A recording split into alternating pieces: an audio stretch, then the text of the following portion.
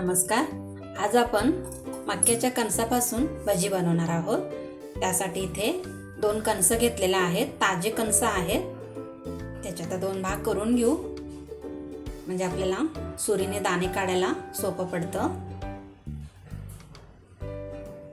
इथे बघा असं दाणे काढून घ्यायचे आहेत. तुम्ही किसणीवर सुद्धा काढलं तरी चालतं.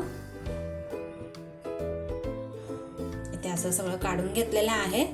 त्याला आता थोडंसं असं फोडून घ्यायचं आहे. इथे मी मॅशरने केलेलं आहे. तुम्ही वाटी पेल्यानं असं थोडंसं चेपून घ्यायचं आहे. हे बघा, त्या बाउलमध्ये काढून घेऊ.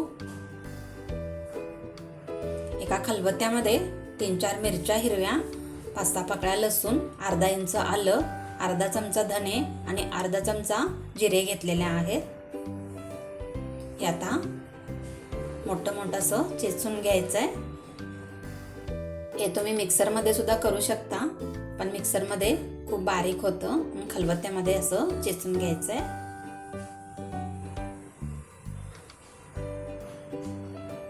हे बघा, हे असं आपण ठेचा बनवतो तसं बनवून घेतलेला आहे.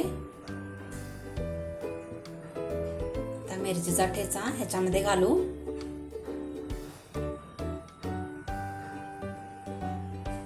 इथे एक पाव चमचा मिरची पूड घातलेला आहे.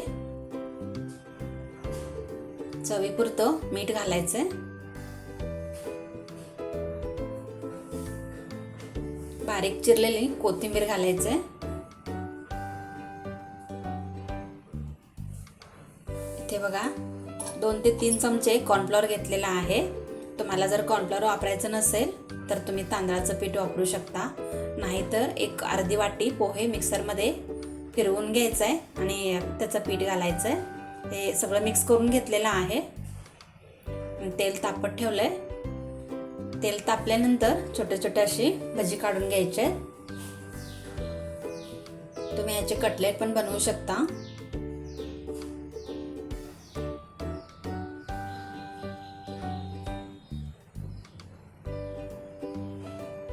इथे बघा, भजी असं दोन्ही बाजूनी छान खरपूस असं तळून घ्यायचंय.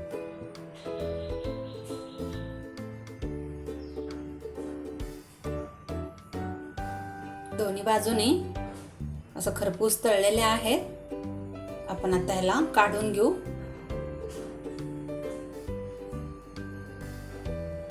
मक्याची भजी एकदम अशी कुरकुरीत छान लागतात. तुम्ही पण करून बघा.